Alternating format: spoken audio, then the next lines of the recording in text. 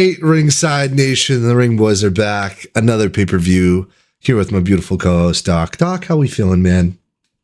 We're doing great. We recorded an episode earlier this week. We had 3, now we're down to 2, but still going strong here. Yeah, we're down one on the night. We will miss Artie, last-minute replacement. Pretty sure he'll be here for the post-show, so all you Artie fans, he'll be back. He'll be here soon.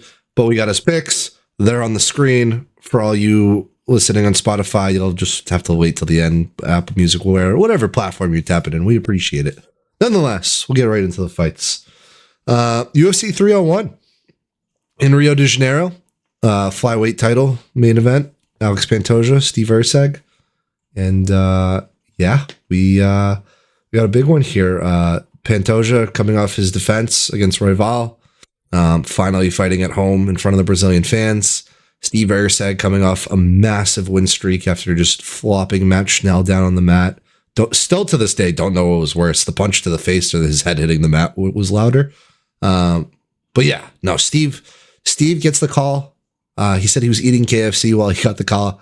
Didn't know if he was going to finish the bucket, but he didn't. He put it down. We're here. We got a title fight for us this weekend. And Doc is here taking Pantoja. Let's give it over to you. Why you think Alex is going to defend his title? Yeah, I mean, the flyweight, this is the second consecutive flyweight main event here in the UFC. First time ever. And, Pantoja has this title. I never thought that Davison Figueiredo would lose. I didn't think that Brandon Moreno would lose. And now we get Pantoja, who seems to be honestly the best of them all. And the reason he's the best is because, 1, he makes weight, and 2, he packs a punch like no other. Well-rounded, both striking and on the ground. And fighting Steve Erceg, who's relatively new to the UFC. So we'll see how this goes. I think Pantoja is at a massive advantage because, he's in Brazil. He has title fight experience. He's the champion. So Erceg's going to have to do a lot, and I just don't think that he'll be able to do it. So the question is, will this fight be on the ground or will it be on the feet? And this fight going to the ground is the easy way for Pantoja to win. So, if he gets his ego out of the way, I feel like this goes to the ground and he gets to win that way. But I also think that he's better in the striking department. So it should be a really interesting fight. I don't expect it to go the distance. I think that Erceg is outclassed, but I've been wrong many times before. Overall, the last thing I'll say is that I think all of us were hoping that somehow miraculously Alex Pereira would have made a magical recovery and come and been in the main event for 301 in Brazil. But I think that after this fight, we'll have just another dominant Brazilian champion who can be a superstar. I think he's very close to superstar status. And fighting. We'll talk about the next fight with Jose Aldo, but fighting in Brazil in front of the fans, if he puts on a show, he can really draw in a crowd. So I'm excited for this. Pantoja's going to win. Couldn't agree more. They call him the cannibal for a reason. This guy's just going to absolutely devour Steve Erceg in the ring. I thought Steve was a lot taller. It's only 3 inches taller, but he's only got like a half-inch reach on him. It's like, one, just let alone how do you beat Pantoja just going into this? I know I love Wonder Boy. He's one of my favorite fighters. I've advocated for him in the pod. Getting a title shot at 10 is super crazy to me. But still, nonetheless, Pantoja in Brazil, it's like, I don't even know. That's like Game 6 Steph Curry in 2016. I don't know. That's just going to be hard to do to come in. It's an environment. It would be a great story. I wouldn't be mad if Steve Erceg lifts the belt. I know Artie took Steve Erceg. But Pantoja's my lock of the card. I'm sticking to it. I think Pantoja will get his hand raised. He'll keep the belt. Let's shout out to Brazilian fans. I'm glad you brought up Alex Pereira because before we started recording this, Alex Pereira posted on Instagram and he was with his coach and they said, are these the same shorts he wore at 300? And then he posted it and it was hella cryptic. And they obviously wouldn't change the card, but like, imagine just like out of nowhere, they say, oh, we have a surprise fight tonight. and Pereira walks out, like the world would go crazy. Not going to happen, but one can dream. A boy can dream. What is going to happen? Pantoja, 4th round, stoppage. It's my opinion. I don't see this going the distance. I don't think this is going to go to the 4th round even. I think Steve's going to surprise us. I think Steve might come out of the gate like more aggressive than he does. Pantoja may be a little overwhelmed, maybe a little more controlled, but overall, Pantoja is going to go for more volume. Steve's going to just realize, okay, I can't match the hands. Try to take him to the ground. He's like, okay, I can't hold him on the ground, and he's just going to be too much. He's going to get tired, and Pantoja's just going to either drop him or finish him. That's how I see it. Yeah, I mean, I think it can go many ways, but I think both on the ground and on the feet, Pantoja has the advantage, and he's not the type of champion to fold under pressure, in my opinion. Ideally, this won't be a repeat of the Jose Aldo Conor McGregor. Why would you say that? Yeah, got to bring it up because big events happen in Rio. This is not going to get hyped up as much as that. But with so many Brazilians on the card, it would be wild if the last thing that they need is Pantoja for the clean sweep, which would just be incredible. Valid. But it's possible. Valid.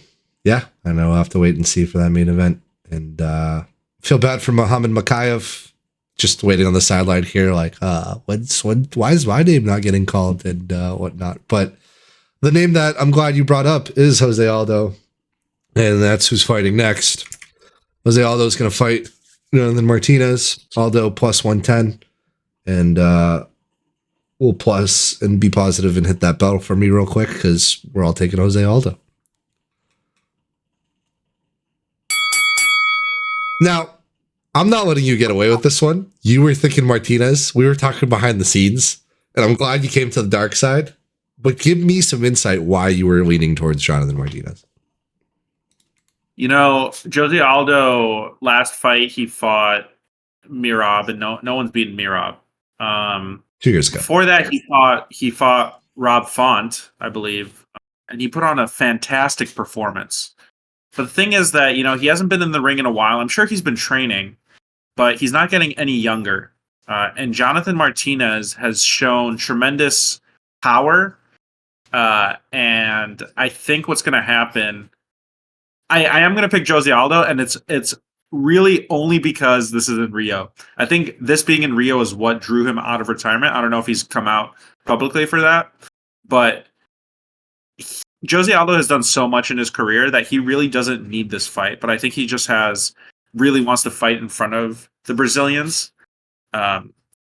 So even with his talent, I think the younger fighter, Jonathan Martinez, with his power, with his leg kicks, just has a real shot here. And the question is, will all of this get into his head again? He's never had a fight of this caliber. I don't think he's ever had a fight in Brazil, and he's definitely not had a fight in Brazil against a Brazilian. So we'll see how he reacts. But I think he's just such a talented young fighter with power, and Jose Aldo's chin, it just can't be the same as it was 5 years ago. You do this fight 5 years ago, undoubtedly, I'm picking Jose Aldo. Here, I think it's a coin flip. I would not be surprised if Jonathan Martinez wins. But, the comeback story would be great to see Jose Aldo. So that's what I'm going to go with. And I think that, it would be great for the UFC. I hope that this is his last fight. He doesn't need to do anything else. Yeah, I think it definitely is. This would be his retirement party, whether he wins or loses, for sure. But in order to become a legend, you got to beat a legend. This is exactly what that is. Jonathan Martinez has fought, a bunch of guys. He's on a hot streak. Really talented guy. Minus 150, Jose Aldo plus 125 live bet right now. Jose Aldo is an underdog. Give me that every day of the week. Jose Aldo is an underdog in Brazil. Give me every day of the second. Come on. Only thing that's notable for me is Martinez has a one higher significant strike landed per minute. And it's I wonder if he's going to go for volume, how he's going to try to overwhelm him. But I think you hit the nail right on the head. The leg kicks are going to be the difference. Trying to dwindle down that chin, Jose Aldo, and not let the environment and the crowd in the moment get to him. And if he comes in composed, I think Jonathan Martinez is a great bet. I just think it's a better story. Jose Aldo wins, retires, tosses the glove in Rio, and goes on. Pantoja wins And this isn't Canada. I hope this isn't a Canadian card. I'm sick and tired of like betting hometown people, and it's just like a mockery. And I mean, it's Brazil, man. It's where mixed martial arts is very, very, very honored, and it's very sensitive, and it's very intimate there. And I can't wait. And this could be a fire event. But nonetheless, ringer from the Ringer Boys, Jose Aldo. Now, Doc on the dark side. You want to say something else? I just want to say thinking about the leg kicks, man. It brings me back to Justin Gaethje, Max Holloway. If he does what Justin Gaethje did to Max Holloway, I mean, Jose Aldo is not gonna be walking out of this ring. And those leg kicks are just so strong. He has leg kick knockouts, which are some of my favorite that I've seen in the UFC. So he just needs to stick to that. That should be his game plan here. But there's always a chance that Jose Aldo catches him early. Yeah. Very true. Very true. If this was 5 rounds, would your pick sway? Do you think you'd lean more towards Jose, more towards Jonathan? I'd be more comfortable picking. Winning this on decision. Yeah, I think if he he's wins, going to stir a lot of damage. I think if he wins, he's winning via knockout. He's not going out there to just mess about. He's going out there to put on a show and show why he's potentially one of the greatest. He's gonna be a Hall of Famer for sure, but now he wants to go show off why, put the cherry on top for his resume.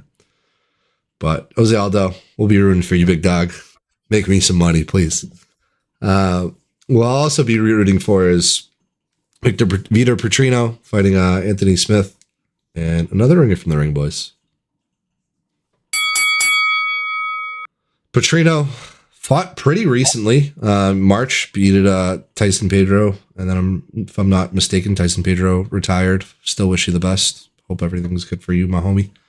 And man, Petrino's just one of those guys that just comes around every once in a while and just excites you. Like 26 years old, 11-0, ready to get after it in Brazil. He's Brazilian, obviously. And Anthony Smith coming off a bad loss to Khalil Roundtree. Before that, he beat Ryan Spann. And Anthony Smith, like that microphone in your hand looks a lot better than gloves on your hands in the past couple fights I've seen you. So plus 425 for Anthony Smith. If you bet that and you win, I'll let you come on this pod and talk whatever you want. Put it in the comments. We'll have a random guest appearance if you show me bet slips for Anthony Smith. Nonetheless, I think Vitor Petrino is going to finish him. I don't think this is going to be close. And I think Anthony Smith, to the booth we go, please. Doc, how are we feeling? Yeah, Vitor Petrino is a very interesting guy. Not huge output, but he's built like a brick. He's massive for this weight class, and he hits like a truck. So we'll see how Anthony Smith feels in the ring. He's not one to back down. His nickname Lionheart is very accurate. He endured a ton of damage throughout his career, never backs down, loves to talk. You mentioned his win against Ryan Spann. He had a real win against Ryan Spann the first time. Second time, I picked Anthony Smith to beat Ryan Spann, and he got it on the decision, but I'm not really sure if most of the fight fans agree with what the judges scored that fight. So if you take that out of the picture, he hasn't won in forever. He still has a lot of talent, and Vitor Petrino is relatively new to this, so it's veteran versus not the youngest guy, but relatively new to the UFC. And I really hope this doesn't go to decision, because Vitor Petrino is known for having some boring fights, and that's because he just doesn't get a ton of output out there. So I hope he's trying to put on a show for the fans here. He has a chin too, so I think if he just walks him down, absorbs a little damage, but if he lands, Anthony Smith won't be able to handle it. Plus 425 on Anthony Smith, being the veteran against this guy. Not the worst pick here. Not the worst pick. But Anthony Smith is different now that he's been beat up a few times. So even his output is going down a lot. I just hope this isn't a snooze fest. That's what I'm hoping for. Snooze fest. You're in Brazil. You're undefeated. You're in front of your home. You gotta finish this guy. There's no defense. Like this isn't a Bo Nickel 300 Cody Brundage fight. This is you in front of your own fans. You gotta go out there and you gotta show off why you're in the UFC, especially 26. Anthony Smith's 35. Like 9-year difference. It's hard to overcome that. Hard to overcome that. What isn't hard to overcome is Michel Pereira just absolutely coming in and dogging whoever he fought last. I forget who was it again. Was it Oleszczuk? Oleszczuk subbed him, just absolutely putting on a dance in March and saying, "Yeah, get me in Brazil." Another quick turnaround and another ringer from the Ring Boys. I am so excited for this fight. I'm going to take the mic from you here. Go for it. Michel Pereira, he surprised me. I picked Michael Oleksiejczuk last time. He surprised me. He is so powerful. He has the ground game. He has the striking. I thought that he was just a hype train. And, he knows how to put on a performance. He's going to put on a performance for the Brazilian crowd. This will not be a snooze fest because Ihor Pereira also doesn't back down. He throws wild strikes. This is going to be a finish. And, I'm taking Pereira by knockout here. Pereira, we love you, man. Believe representing Ukraine. But in Brazil, Michel Pereira, he became a star after what he did his last fight. So this is going to be fun to watch. Can't wait to see the spinning stuff that Pereira throws. And yeah, I don't know how it's going to happen, but his his kicks, it's going to lead to a knockout. Michel Pereira, the line has shifted and it's doubled from the sheet we have, so I apologize. The sheet was done like 2 days ago. Michel Pereira is minus 850 now. If Ihor Pereira comes in a little bit overweight, would you be concerned? No, I don't think you should at all. Michel Pereira is just absolutely riding this hype train, as you said. And I don't think it's hype. I think it's a momentum train. It's a swing. He's in the middleweight division. He's looking to make some noise. And how do you make noise, Doc? You go out and you finish your dinner. And you do it in a fun, interesting way that gets people buy pay-per-views, gets you to watch, gets interactions on Twitter. And he's just fun to watch. I was a non-believer. I'm sorry. Again, I was not familiar with Joe Game. But it's time that Michel Pereira gets this done. We get him a ranked fight. And we get him in the rankings. I'm excited. Yeah, he's just worked so hard. Clearly, he's not just trying to put on a show. He really has the talent to back it up, and he is a completely different fighter than he was 3 years ago when he was going to decision in the UFC. So well-rounded game, and he backs it up. So hope it continues again. This might be the fight. This might be the best fight on the card. We'll see. I think there's one on the prelims that I'll shout out later, but it's going to be a good fight. I think Martinez Aldo might be fight of the night, but that's just my opinion. We'll have to wait and see. But I definitely agree. This is going to be a fun one. And if he can knock out Ihor, I'm going to be screaming. Another guy who has submitted Oleksiejczuk. Oh God, I mispronounce that name all the time. I'll say this one wrong too. Kyle Baralho and Paul Craig fighting to start off the main event at 10 p.m. come Eastern time. Team Fighting Nerds, another Brazilian, minus 650, and another ringer from the Ring Boys. You're slacking. I know. I'm delayed. What are we paying you for? Paul Craig coming off that bad loss against Brendan Allen.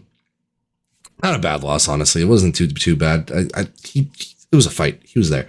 Baralho coming off of who did he beat? Magomedov last, and then he beat Oleksiejczuk. He submitted him back in November. Was his last fight. Glad to see Team Fighting Nerds back in the ring in front of the home crowd. And yeah, Paul Craig. I think this might be the start of his farewell tour. He's taken pretty big fights and pretty big guys, and if he doesn't at least take this to decision, he gets beat up pretty bad, then we might be seeing him spiral down a deep, dark descent down the rankings and down. And I'm not saying he loses this, he should be cut. No. Paul Craig is a great fighter. But when you're getting 17-7, you're coming off a loss. If you don't build off that and you don't learn your lesson, you make one mistake in the ring, in enemy territory, not a good look for you, and not someone I would want to bet at like plus whatever he is, plus 425. So Doc, what are we thinking for this bout? Yeah, I'm a big fan of Caio Borralho. I think that's how you pronounce it, and that whole team, the Fighting Nerds. Uh, he is just such a well-rounded fighter. And talking about Paul Craig and his downfall, he has beaten Magomed Ankalaev. In the last seconds, he pulled out a submission victory, and he had like a stretch there where I think it was like 4 or 5 in a row where just like out of nowhere, he's losing the fight, pulls out the submission win. And he hasn't had that magic the last few years. And when he fought Ankalaev, that was at light heavyweight. And, he came down. Now he's at middleweight. That's where this fight is at. And he showed early success in middleweight. But this last fight, he didn't put on a fantastic performance. Again, against Brendan Allen, who's a great fighter, who questionable fight against Chris Curtis there. But I think there's a chance, but a very small chance. And if he loses again in the middleweight division, I do think that this is really nearing the end here. He's lost his magic. People know that he is a submission-only specialist. His hands are not that great. And Borralho also has a chance to submit this guy. I think he's going to try to keep it on the feet just because he knows the only chance that Paul Craig has is in the submission game. But yeah, I think this is a very important step for Caio in moving up in this division. He should be highly ranked, in my opinion. So this can be it. If he gets the knockout, if he gets the submission, as long as this doesn't go to decision and he wins, I think, he should be on people's radars already. But he's just such a talented fighter. So I'm glad to see him on this card, and this is a big step for him. He's going to win. Couldn't agree more. I honestly don't even want to say anything more. Team Fighting Nerds, rage on. And that's the main card. I think we all agreed for 4 out of the 5 fights. The only difference is Artie taking Steve. And there was no convincing backstage. It was all just a genuine, natural conversation. Doc swayed to Jose Aldo. I want that to be clear on record right now. Also on record is another fight where we got Jack Shore fighting Joanderson Brito. 2 guys where I thought this was going to be a pick'em, honestly. Both coming off a win, similar builds, similar records. Anderson Brito's normal weight is 162. So wondering what that weight cut's going to look like. But if he has a good weight cut, he's clean. He's the favorite. I'm taking Anderson Brito at minus 175. And I think all the ring boys are. So we could hit that bell while you're at it, Doc, and I give you some time and some filler. There we go. Earning the paycheck now. What are your thoughts on this fight? Yeah, I think this is going to be a really interesting fight.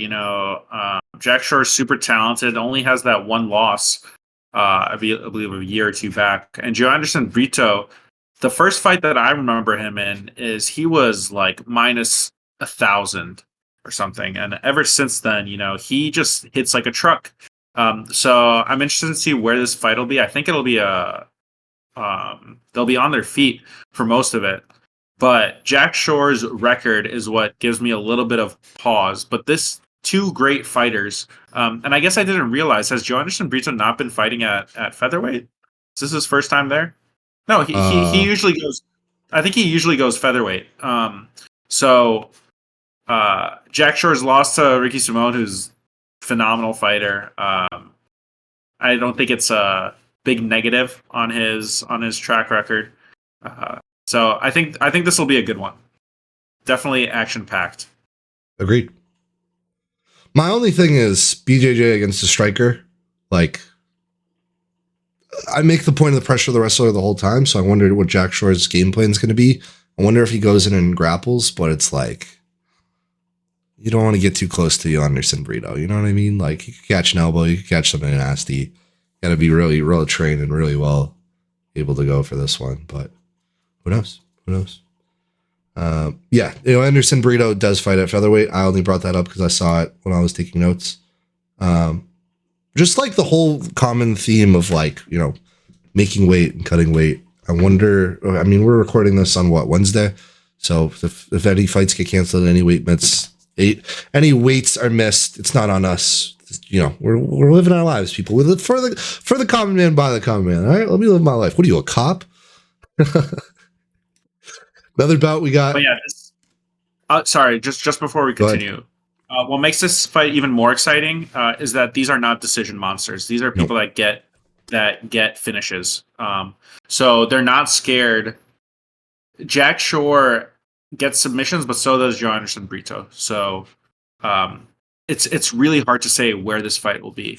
But they're gonna show us a very well-rounded fight here that hopefully ends in a finish. The last thing I'll bring up while we're on this, Jack Shore just doesn't fight that often to me too. Like I know he has a 17-1 record, but it's like he takes fight very tactically, and I don't think in the featherweight division doing that is helpful long term. I think getting more fights and getting in is better for you as a brand and your ability to go up the rankings, and better for you just in your experience. Like featherweight, the lower you go in the weight class, the more you should be fighting, in my opinion, personally. It's the only way to get better. Exactly. The only other way to get better is to watch Carolina Kowalskiewicz and Yasmin Lucindo. I butchered that one, didn't I? You want to correct that? Kowalkiewicz. Number 13 in the women's strawweight versus unranked Yasmin Lucindo, who's the favorite, -310. This one's not going to be a ringer from the Ring Boys, and I'll pass it on to you, Doc, for your girl, Carolina, and why you think she's going to get the job done. You know, it's just tough for me, even though fighting a Brazilian, it's tough for me to pick against the veteran here. Carolina Kowalkiewicz fights a ton, has been in the UFC a ton, is coming off some great wins. Her fight against Belbita was fantastic. That was last year. So, you know, I just don't know enough about the Brazilian here. So that's why I'm taking the Polish fighter here. And we know how Polish women's fighters do in the UFC. So I'm interested in seeing how this fight plays out, given how much of a underdog she is against a newcomer. So I'm just throwing a shot in the dark here. So we'll see how she does. I know how she fights. I don't know how the other one fights. Let me give you a stat here, bud. In the UFC, when there's an age differential of 15 plus years, the younger fighter wins 95% of the time.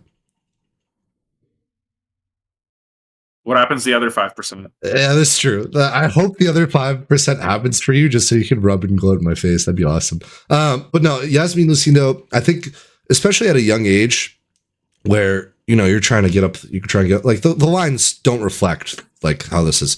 Yasmin's 22. You're only as good as your last fight. She beat Poliana Viana. She's riding that wave. She's in Brazil. I'm keeping that trend. I hope the Brazilian energy flows and goes. And Carolina's, a legit fighter, a lot more experienced, a lot better just as overall.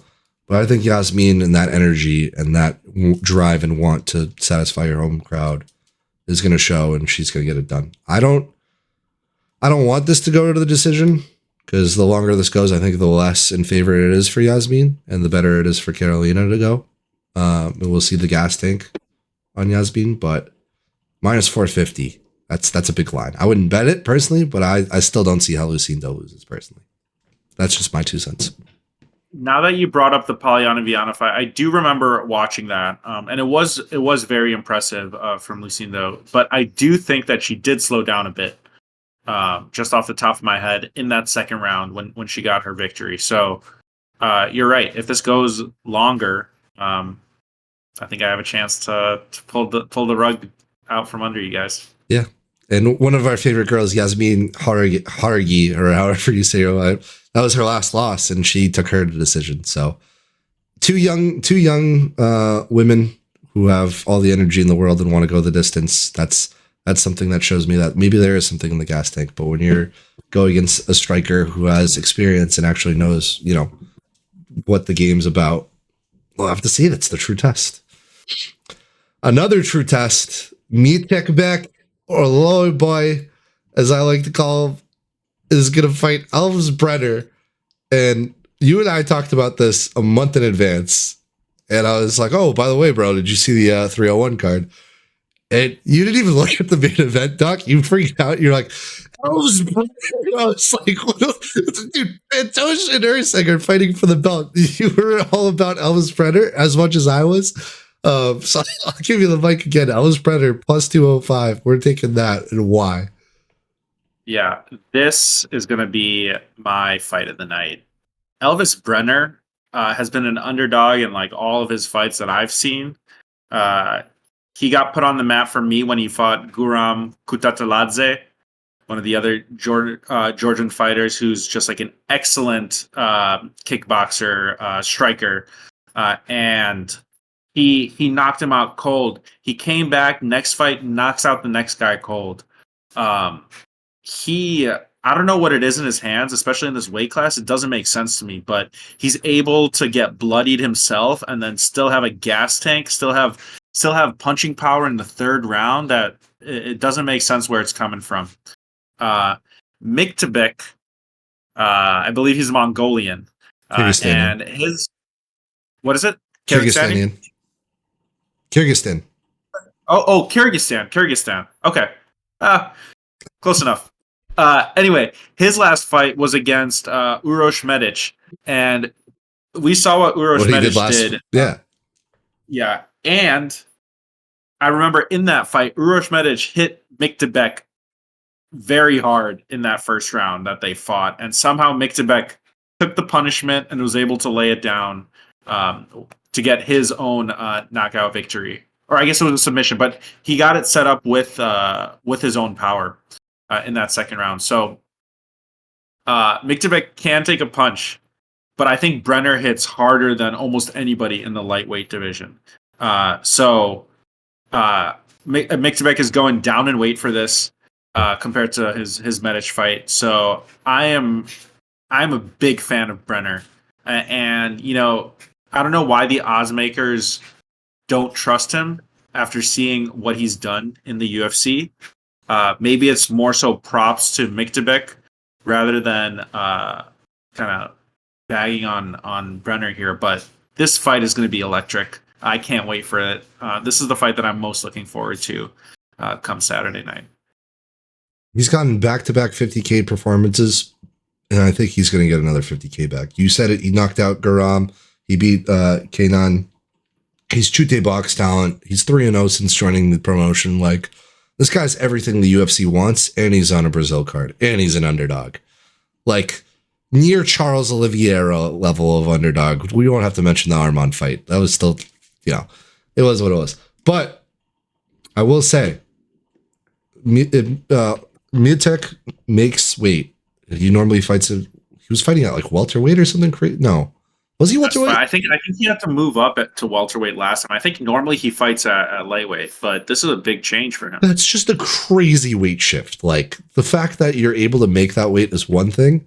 Like, I wonder, like, if the only way I see Mitek win is like if he weight bullies Elvis, gets a rehydration clause, and just absolutely just overpowers him. But Elvis Brenner has the coaching, has the experience, has the drive, and has the environment. That's just such a good underdog value. I'm glad you didn't throw him as your lock of the card, because you already know who the lock of the card is next. And I'll let you introduce the next fight, because you know this is my boy coming up. You're switching it up on me, my man. What? John Silva against William Gomez. Ring that bell. Ring that bell. We're just so discombobulated tonight. I don't care. What Jan Silva did in his last fight was not only impressive, was not only thuggish, was not only gangster, but it's just everything you want in a fighter. And he's fighting William Gomez. Now, Gomez is a lot taller than him. Gomez has, you know, the weight, the range, the height, but he's missing one thing, Doc. And you know what that is? What's that? He doesn't have that dog in him, okay? He doesn't have the dog in him. He may have a chihuahua, but Jan Silva is pulling up with a full pit bull, and he's pulling up with a loaded gun. They were squaring off in the hotel. That looked scary. That could have been a poster in itself. And I couldn't believe they didn't go with that. Like, I couldn't believe they put the mitts on and let them just go at it in the hotel hallway. But there's no shot that Jan Silva loses to William Gomis in my eyes. I get that he's a lot shorter. I get that he's a lot smaller. But you've seen what he can do. And the fact that this dude just barks the ring at every interviewer after, how can you not, like, root for this guy? It's not cringe. It's not cringe at all. I don't want to hear it. I don't want to hear no hate. There will be no Jan Silva hatred in my studio. And Doc, continue on the Jan Silva hype train. You know I've been waiting for this moment for a while. Yeah, I'm interested in why this matchup got made. The last fight Jean Silva had was also against a very tall fighter, Weston Wilson, who was very lanky. I think it's going to be a very similar fight style. At that point, we were questioning how is this shorter fighter going to get in close, going to use the wrestling, and he easily did it. That first round, I remember, very inactive, a la Yoel Romero towards the end of his UFC career. But he was just calculating what to do, and as soon as he started throwing, we saw that there was levels to this. I'm excited to see him fight. This is a step up in competition. You're right. He has that dog in him. He has the barking. He has the Fighting Nerds camp behind him. So all of this together, and in Brazil, we couldn't wait to see what he could do against a step up. So great way. I believe this is the first fight of the prelims. So that McMahon and the team are they're placing this here because they know that this is going to be a banger of a fight. And the people need to see what John Silva can do, and what he will do, and what we think he's going to do, and why it's a ringer for the Ring Boys is that he's going to win. Yeah, Gomis is going to come in. He's going to be all Sanda, all savant. He's going to play lightly. Jan Silva is going to bully him. I don't care how much taller you are. That's just more surface area for you to get hurt. Moving on. I'm glad you said this one won't be close. And we'll move on, and we'll get another opinion on our boy Close. You already knew the segue. Jakar Close. Terrible. That was great. Segue. That was great. I'll make as many dad jokes on this pod as I want. Ring the bell while we're at it. Is it Draker or Jakar? I think it's Jakar, right? Jakar. I think Jakar Close. If you're going to bet all Brazilians in this car, you're going to go drinking. You're going to have beers with the boys. I think this is where it stops. Joaquim Silva is good, BJJ guy, but he doesn't have the hands. He doesn't have the striking. And you saw what he did with, who was it? Clay Guida? I always mess that last name up. Like, Clay is, one tough son of a gun and very hard to finish. And he took him to decision. He had him on strikes, but he also couldn't finish him. And if you can't finish a UFC vet like that, what makes you think you're going to finish a UFC prospect like Jakar Close? Jakar Close on like a 3-fight win streak. I know he lost to Beneil Dariush, but it's Beneil Dariush. That's understandable. And I just think Jakar Close's hands, we're going to see a knockout here, and the Brazilian fans will go quiet and we'll go to the bathroom during this one. Doc? Yeah, I mean, I wouldn't call Jakar Close a prospect here. He's been in for so long here. And you're right, he did lose to Beneil Dariush. Sad to see, but he has beaten people early on in his career, like Bobby Green. He's fought seasoned vets. He has great striking. He has a chin on him.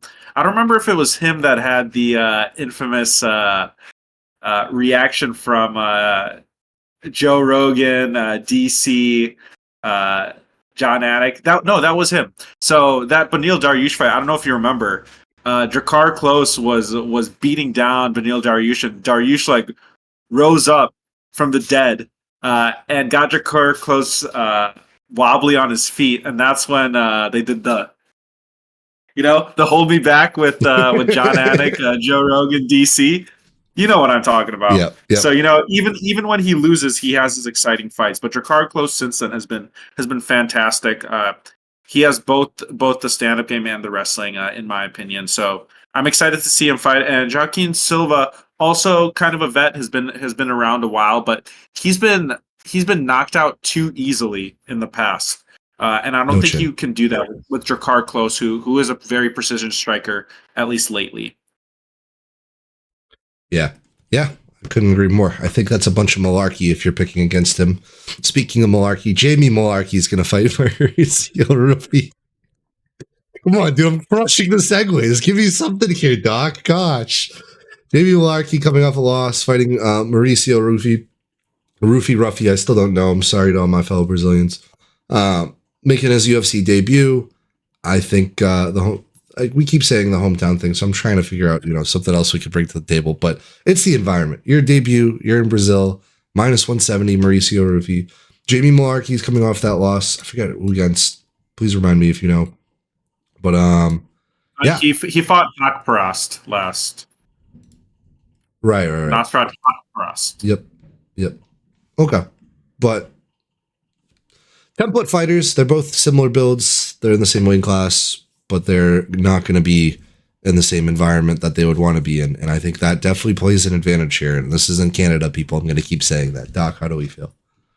Yeah, so Malarkey has had a really tough career. He's fought against some of the best. He fought against some prospects that ended up being top-ranked fighters later on in their career. So he has a lot of experience, and his record doesn't show how great of a fighter he actually is.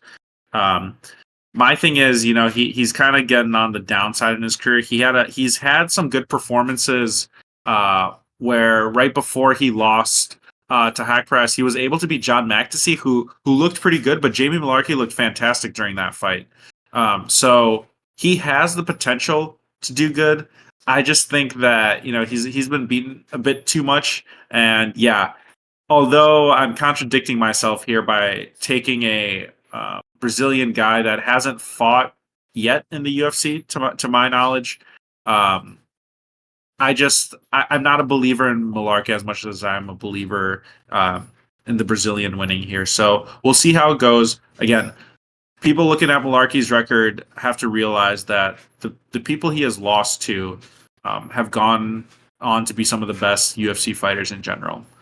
Essentially, all of them have become ranked fighters. So it should be an interesting fight, but we're gonna go with the Brazilian here. Glad you see eye to eye with me. Artie does not. Artie is taking Jamie Malarkey, and we'll see who's right in the end. And we'll see from one UFC debut to another in Dion Barbosa fighting Ernesta. I'm not even going to try. Karikate, right? Ernesta Karikate, right? Lithuanian, right? Yeah. I got it. I got something. Actually, they're both making a debut. So, what do you know? Honestly, don't know too much. Repping the Brazilian line. Not taking a risk on this one. Taking the favorite. Call me casual, if you will. Don't know too much about these two, so I won't speak my piece. And I'll pass the mic off to you, Doc. Yeah, unfortunately, I also don't have too much to contribute here. Two newcomers. Looking at highlights from outside federations doesn't always translate into the UFC because just the level of competition drops off in almost every single organization that is not the UFC. So we'll see how this goes again. Brazil taking the Brazilian here, taking the favorite, the Vegas favorite. I'm putting my trust in Vegas here and going from there. I'm interested in. I'm going to watch this fight so I can learn a bit more about these two fighters, but can't give too much insight. True. All I know is Barbosa finished her fight. Ernesta did not, so I'm going off that. I think she's going to be riding off that wave. And the other wave we'll be riding off is another bell ring for my boy Ishmael Bonfim at minus 550. Easy. He's fighting a 41-year-old. Do I need? All right. Technical difficulties. Sorry if you're watching this. I don't know what just happened. Blame Discord. It's what we use. Bleaking and everything. Ishmael Bonfim, minus 550. Vink Pinknell, last thing we touched upon. Don't know why this fight was made. Doc, what's your perspective? Yeah, I think the reason this fight was made is because they just wanted another Brazilian who's up and coming on this card. So the only person that stepped up is Vink Pichel, 41-year-old, like we were talking about. And this is how the fight got done. People don't want to fight Bonfim. Bonfim's a scary guy. Bonfim fought Terrence T-Rex McKinney, and knocked him out. I know that he has a loss against BSD, who just fought Dustin Poirier, but Bonfim is just like super talented, and that's why I think that they just had a tough time making the fight here. I will shout out Pichel, who has one of the nicest mustaches in UFC history. Hopefully, we see it in Brazil. But this should be a really good fight, and it should get Bonfim back in the win column. Maybe they just want to get his confidence up a bit. Who knows? But overall, the fact that Bonfim is on early prelims in this card is wild to me. It just shows the level of talent that we're going to see this Saturday. Couldn't agree more. And just in case we didn't, we'll hit that bell. And apologize. And we'll hit that bell again. Because Kevin Borjas is going to defeat Alessandro Costa. Alessandro Costa, great fighter, very patient, very technical, always ready to go. Kevin Borjas coming off his loss in his debut against Josh the Man Van, as I like to call him. And I don't think Kevin Borjas is going to go out, and I think he's going to start off this Brazilian party with a loss. And I think him and Joaquim Silva are going to be the only two people to disappoint their country, in my opinion. Doc, what are your thoughts? So it's wild to me that the last time that Alessandro Costa fought, which was about half a year ago, was against Steve Erceg. And now Steve Erceg is headlining this main event. Crazy. In Costa's country. And Costa is opening the card on the early prelims in a fight where Costa did some really good stuff. Costa's no joke in the UFC here. So I'm still back and forth, and you may see me flip flop actually before the start of the card. I kind of want to see what the weigh-ins look like for Costa versus Borjas, because Costa is super talented, Borjas is super talented, but I think Costa has the slight advantage that he's able to take this fight to the ground. Borjas is a phenomenal striker. He was able to absorb a lot of damage from Joshua Van. So we'll see what I'll put in at the end. But this is a true pick'em, and what you got to realize here is fighter versus wrestler. And for a while in the UFC, I was able to confidently pick the wrestler each and every time. But lately, it seems like the striker has actually been getting the advantage because they're able to work on their takedown D. So I need to see what the weight cut looks like on both of them. So it should be a very interesting fight. I can see both of them winning. Erceg is a super strong puncher, and he wasn't able to get out Costa, which gives me a little bit of a lean towards Costa. But for now we're going Borjas. Kevin Borjas getting his revenge. And that's your 301 card. That's all from the Ring Boys. Locks of the card already over 5.5 submissions. You saw it in the beginning. Sorry for the technical difficulties. We'll wrap it up right here. Hasn't happened again. Hopefully it won't happen again. And the show must go on. Doc, anything else before we wrap up here? No, I just think it's an interesting decision from Artie to pick the over 5.5 submissions. We'll see Brazilian Jiu-Jitsu on full display here. So it's an interesting pick. Interesting pick there.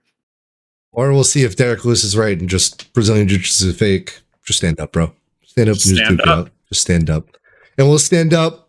We hope you enjoyed. Sorry for the technical difficulties, Ringside Nation. Bye-bye.